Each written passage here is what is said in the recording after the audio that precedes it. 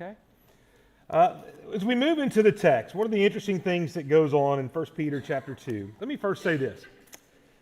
I really enjoy teaching through a text like this, and here's why. Because there are times you come to subjects like this morning's subject that you may feel passionate about, and under other circumstances, somebody might accuse you of having kind of a hobby horse of sorts. And that's just not entirely accurate for this message this morning. I am passionate about what we're going to talk about. What I like about going through a text is when we come to a text, it forces me to deal with it whether I want to or not. And it forces us to deal with it whether we want to or not. And that's the beautiful thing about when we studied through Corinthians and now that we studied through Peter. As we look at these things that we're talking about today about being aliens and exiles, and we think about that series kind of title that we've had along those lines, if I can get there we go, strangers in this world, one of the things that we should be challenged to think about is whether or not we really feel like strangers and aliens and exiles and sojourners. We talk about this world is not my home, but do we really live like this world is not my home? Or, and I do appreciate what Flynn said about we don't talk about heaven enough. I do think we've talked about heaven some, but I will say this. I think one of the problems is we are more focused on the here and now than we are eternity for sure. We're more focused on our lives here. And even individually, as a whole, we are more focused on our future here through things like retirement and the market and investments than we are most of the time about eternal investments. And we should think about the life beyond. But the question that Peter is dealing with so much is for these people that while you're waiting for that life, how do you live this life? And specifically for the political turmoil of their day, he's going to get into that in this section in verses 13 through 17. And that is undeniable because we see the term emperor used more than once in this text. There is no confusion as to what he's talking about. And we'll see that together this morning. As we begin, there is this command. And as Chris said, this idea of submission, we just don't like that word. We don't like that concept. We don't like to be subordinate. But he says here, be subject to every human institution. Now, I want to back up just a little bit to verses 11 and 12 because I think that's important here. He says there, beloved, I urge you as sojourners and exiles, there's our terms, to abstain from the passions of the flesh which wage war against your soul. Keep your conduct among the Gentiles honorable. So when they speak against you as evildoers, they may see your good deeds and glorify God on the day of visitation. I believe it is undoubtedly connected. This section, verses 13 through 17 and verses 11 and 12, because the idea there is repeated about what people may say about you. And what he's really getting into, starting here, that will go all the way into chapter 3, is he is saying here in verses 11 and 12 that you need to live honorable lives among non-believers. And now he's going to say, here's what that looks like.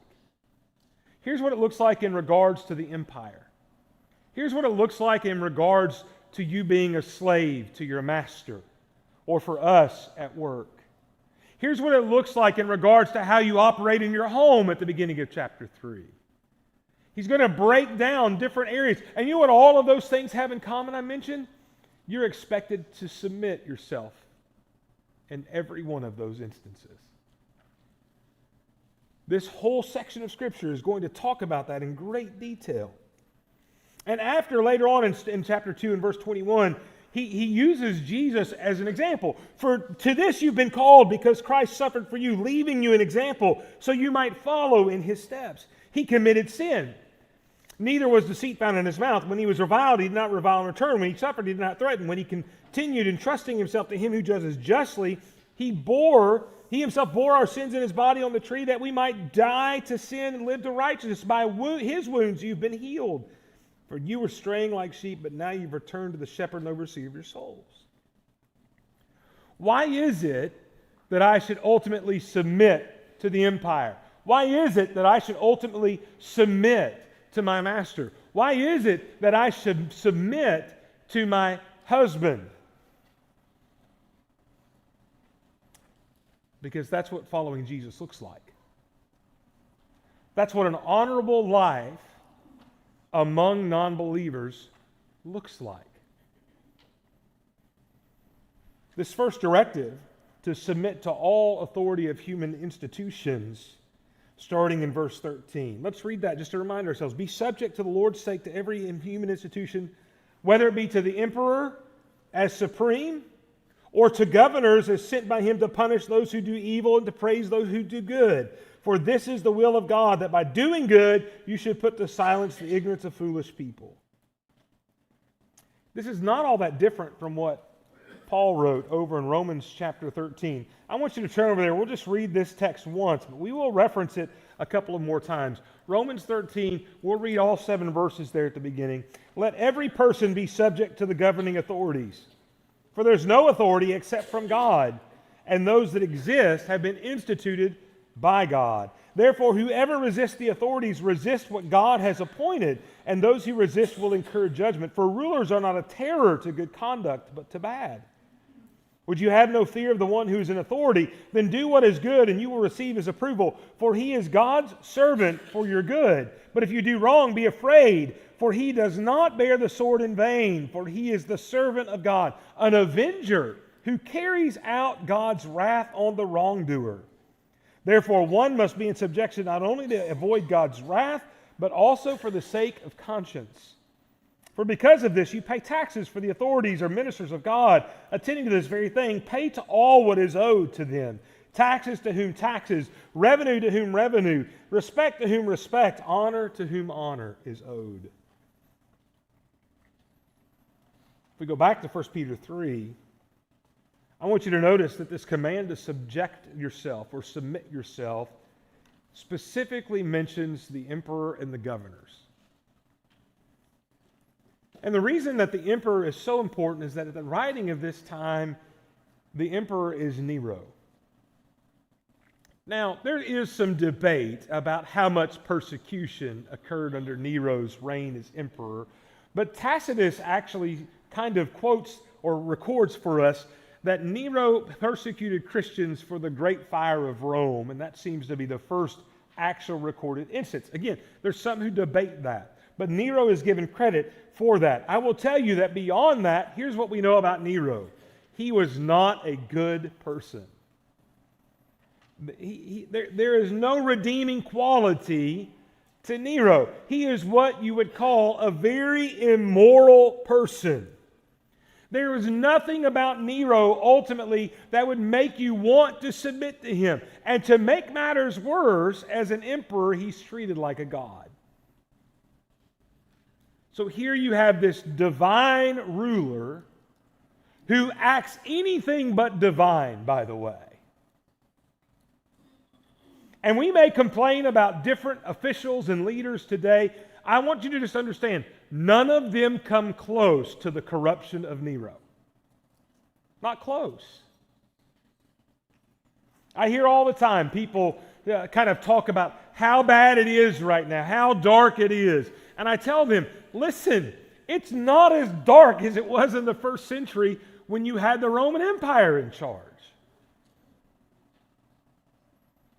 And that's something we need to understand. There is a tyrannical leader in power who claims divine nature, who says you have to worship him. And Peter's response to them is, submit to that emperor. What do you mean? This guy is claiming to be God. He is a bad guy. He does things that don't help us out. Listen, their freedoms to worship were far more in danger because it actually happens to them in their lifetime than ours. If we were living in that time, we would be ready to rebel. We would use that as grounds for another revolution. After all, that's who we are. That's how this country came to be. And Peter says, no. Submit yourself. And you know what he calls this submission? He calls it doing good. He says that being subject to every human institution is good. In fact, it is the good that silences the fools in this text. If you look there, go down and look there with me. He goes, for the punishment, for this is the will of God, that by doing good, what's the doing good there in verse 15? Submission. By doing good, you should put to silence the ignorance of foolish people. Direct connection back to verses 11 and 12. We need to understand, and we need to get this kind of in our brains, and this is hard. But ultimately, Peter is saying, if your response to the authority of government, even when you disagree with them, is anything less than submission, then that is wrong, and you are giving the enemies of the cross ammunition against the gospel.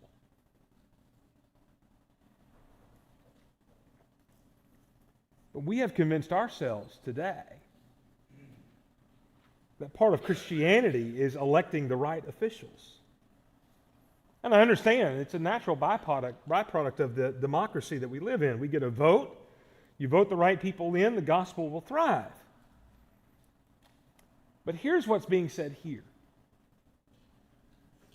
That when Christians live in tough times and submit themselves during tough times to the wrong kind of leadership, the gospel will still thrive. Because good behavior of Christians is what makes people see Jesus in us. It's what silences the foolish people.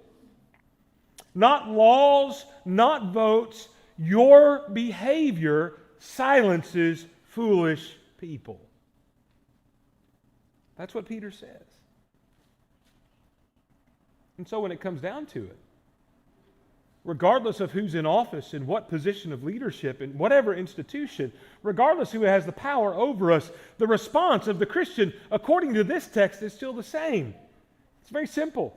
Submit. Submit to the leadership. Because that is good behavior. That means that's what righteousness looks like. Now, he goes on to say that their job, they are literally, according to Peter, sent by God to provide justice. And I want you to focus on that word sent by God, because the reality is I don't know that we actually believe that sometimes.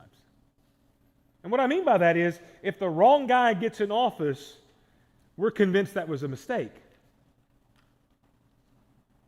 But what we learn in Scripture is that all government is appointed by God, has authority from God, and is sent from God. It is established by God. And there are no qualifiers or conditions here. You go back to Romans 13, and what Paul told them was that there is no authority that doesn't come from God. And goes as far as to say that when you resist the authority above you, you're resisting God Himself.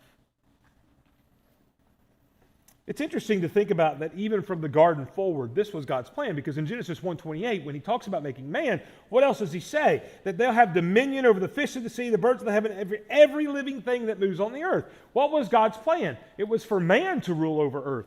God from the beginning was going to put men into positions of leadership to lead not only the animals, but every living thing on earth, including other men.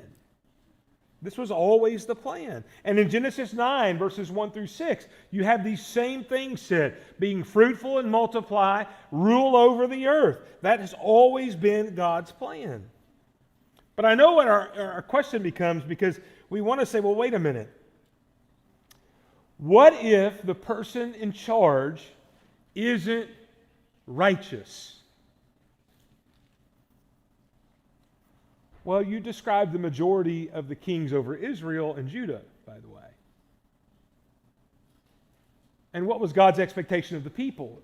His expectation of the king was to lead them in righteousness. But even when they didn't, God expected the people to walk in righteousness. We should understand that we can still live righteously even with unrighteous leaders. But what God has sent them to do and provide is justice in this text. to punish those who do evil, and to praise those who do good in verse 14. That is justice. Well, what about when they fail to do that, preacher? Because after all, don't we realize that there are times that we see that those who do evil seem to prosper? They seem to benefit rather than be punished? We do. And the preacher who gives us Ecclesiastes writes about that. And he writes about how the wicked seem to prosper and how it seems unfair and everything is vanity. And so what does he say at the end of the thing? What's the whole conclusion of the matter? At the end of the book, he says the conclusion is to fear God and keep His commandments, for this is the whole duty of man. Do I only have to do that when it seems that life is fair and just and right? Where the scales are balanced? Or am I expected, preacher, to fear God and keep His commandments even when the wicked prosper? Well, the way the Ecclesiastes is written is he's acknowledging, yes, the wicked are going to prosper. Your job is still to fear God and keep His commandments. You see, what we got to understand is that our job is to do good and walk righteously, period. And I think sometimes what we do is we're kind of like my kids when they were younger. They were looking for reasons and justifications to make it okay not to do the right thing. Or why what they did was justifiable and okay. And sometimes we're like that to God. Hey, I know it says you got to submit to the officials above you, but do you see who's in office? How can I do that? Fear God and keep His commandments. Do you know what fearing God and keeping His commandments includes? Submitting to every human institution. I know the next question that comes up is this. Then, well, wait a minute. What about those times we are asked to do things that contradict what God would have us to do? Let me first say that reminds me of our little teaser for our class coming up starting in July on Sunday morning. We'll be studying the book of Daniel because Daniel actually lives that life. Him and his friends live that life. We have stories of being asked to bow down and worship a golden statue. We have stories of being told you can't pray to God, and we see that their response is to respond by ignoring those laws and serving God anyway. And they're blessed for it. It also reminds me of Acts chapter 5, where there the apostles are told to no longer talk about Jesus, and in the response to the council, that's where Peter says, we must obey God rather than men in verse 29. What I want you to see is that in both of those cases, the response is really the same thing that Ecclesiastes said. What do I do in these situations? I fear God and I keep His commandments. I fear God and I obey God. But I want to say something else about that. And I want to be blunt about our concerns politically today. I am not aware of a single law that prevents us from practicing our faith today. I'm not aware of a single law that keeps us from worshiping God and keeps us from serving the Lord. We are here openly. We advertise. We are all over the internet. We proclaim that we serve Jesus without any fear of persecution. There is at this moment nothing that would fall into the category that says to us, oh, you don't have to obey the law, you get to obey God. Well, wait a minute. What about the laws about things like same-sex marriage and abortion? Yes, those are awful things, but you know what? They're not forcing you to abandon your faith. As bad as those laws are in the area of morality, they are not keeping us from being able to serve King Jesus. In fact, we're not even suffering forms of persecutions that later on Christians would. When you read Revelation, you find out they can't even purchase things to eat because they refuse to bow to the emperor. We are not even suffering in that way. There's not two separate lists of prices at the grocery store for you based on whether you're a Christian or not. There's not different levels of taxes based on whether you're a Christian or not. We have none of that persecution that they faced.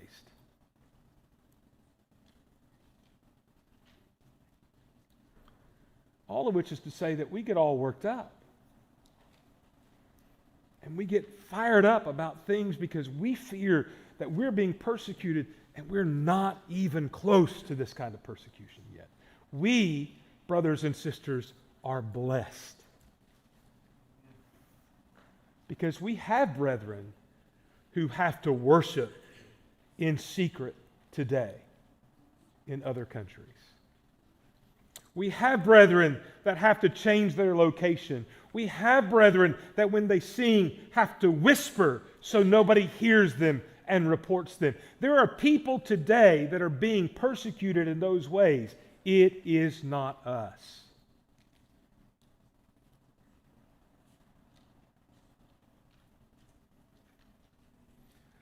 Because the laws that we're worried about that permit immorality are not laws that demand immorality.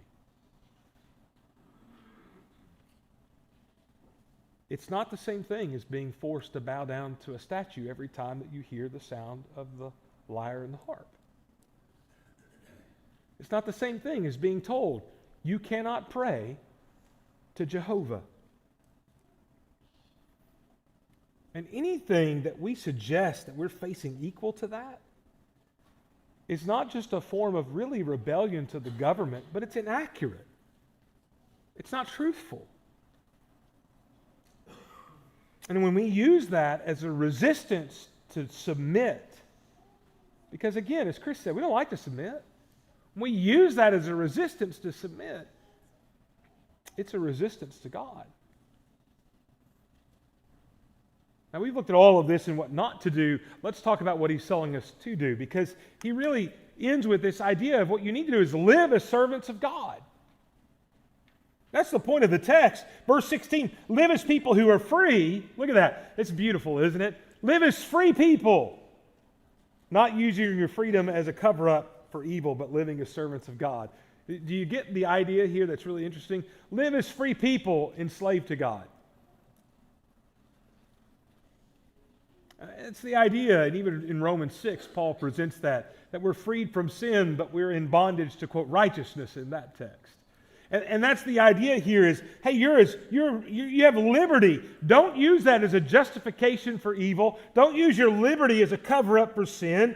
And the context here is what? Specifically, the context here is in these texts, in verses 13 through 17, it is how you interact with political matters of the current world you live in.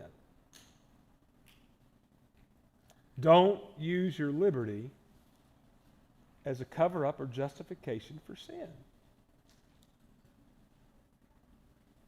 What I want you to think about before we dive into this a little deeper is a failure to submit to the emperor, even an emperor like Nero, was described as something that was evil or bad and a rejection of God.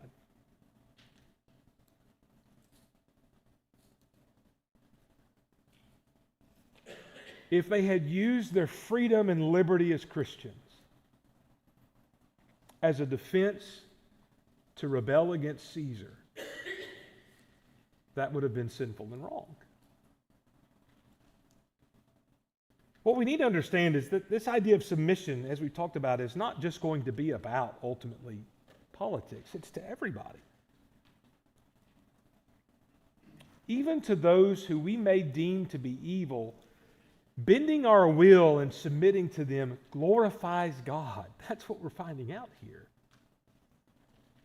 This is the transformed lives and living as a daily sacrifice of Romans 12, 1 through 2. Nothing is going to make you stand out from the world more than this kind of mentality. It's the kind of mentality that leads you to loving your enemies, not just your friends. It's actually putting into practice the child's song, "This Little Light of Mine, I Want to Let It Shine." Because if you're going to live, if you're going to be different from the world, you have to live differently from the world. And as Jesus said, if you love those who love you, don't the tax collectors do that? Loosely translated. You're no better than them.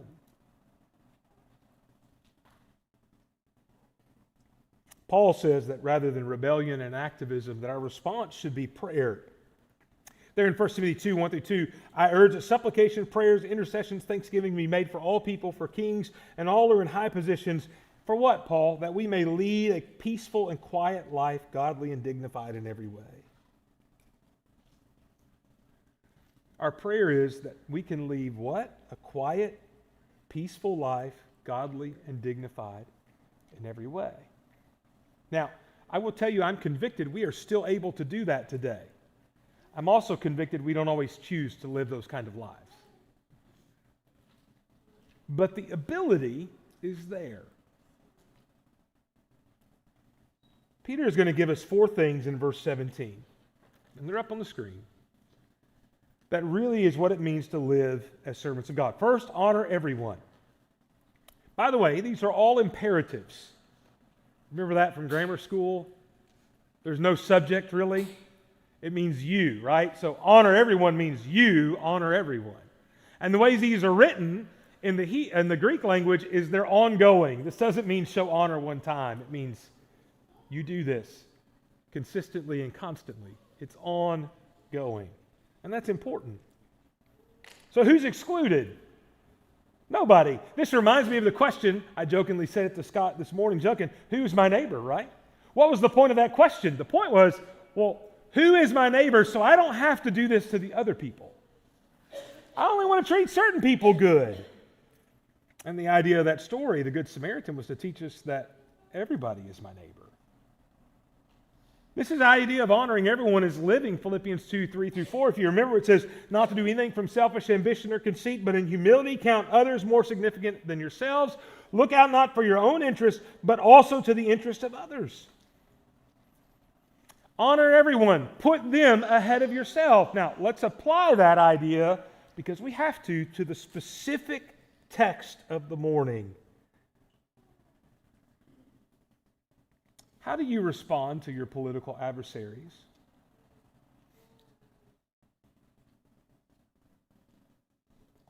How do you behave when you disagree with somebody? Do you value them?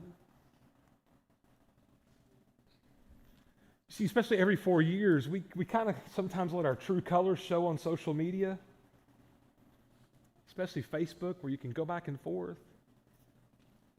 And every once in a while, I'll see somebody respond to some political stance, whichever one it is, and they're on the other side. That is the dumbest thing I've ever heard in all of my life. I don't think that's honoring everyone.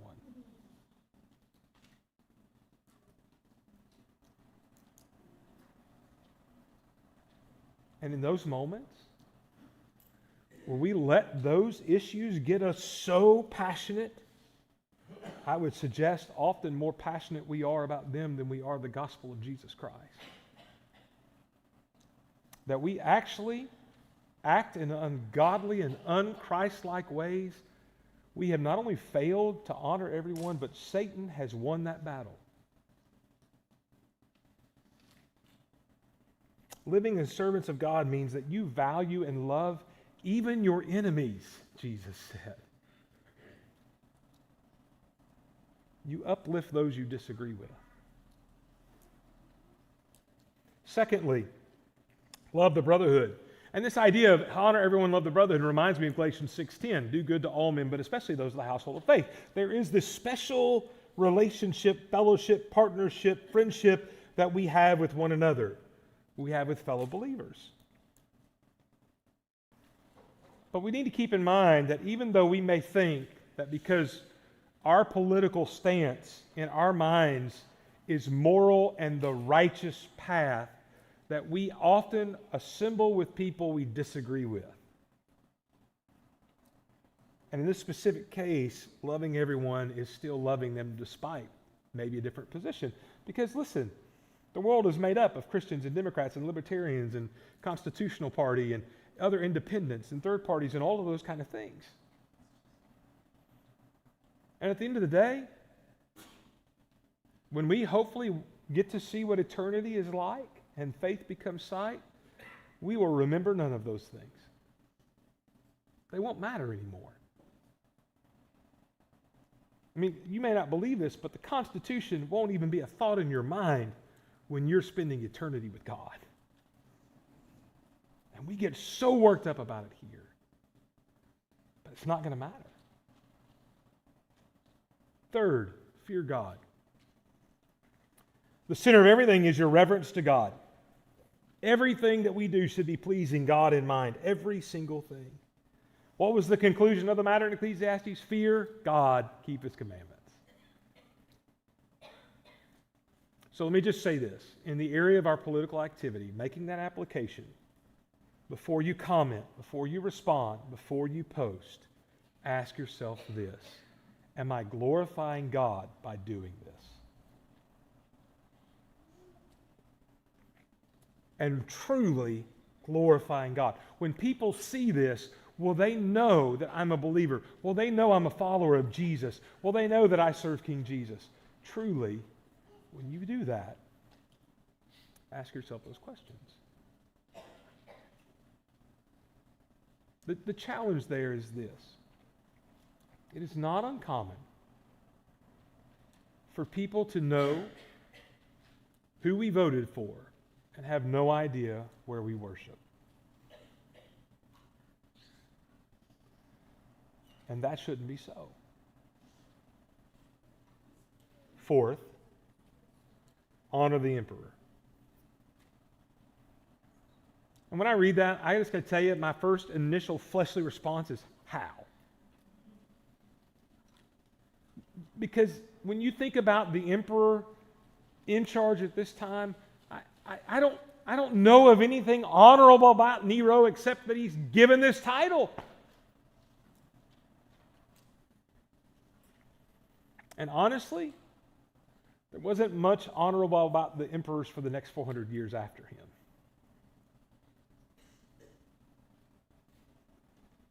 And yet the command here is to submit to and honor the emperor. The application is simple. Honor your government officials, regardless of whether you voted for them, regardless of what kind of person they are, what they believe in, what their platform is. Doesn't matter if you like them. I mean, if that's the standard, the barometer, whether you like them, I've not liked any politician for a long time. Think about that. But we have an opportunity to shine as lights because we submit to authorities even when we don't like it. That's what righteousness and holiness and fearing God and living as servants of God looks like. And that's what we're challenged to do. You see, the reality is, when you think about your life as a stranger and an alien and exile here on earth, then you kind of understand why this is easy to keep. Doesn't matter anyway. This stuff is vanity, like the Ecclesiastes writer said. It's meaningless in the scope of eternity. All that matters is heaven. All that matters is fearing God and keeping His commandments. But part of that is submitting and fearing and honoring those who are above us. This little light of mine, I'm going to let it shine. Think about that as you serve our God. We're going to sing this song. It's a fitting because part of what we have to do is surrender all. All of these earthly, fleshly things, give them up so we can serve King Jesus. Let's sing about that. Joe, come, lead us.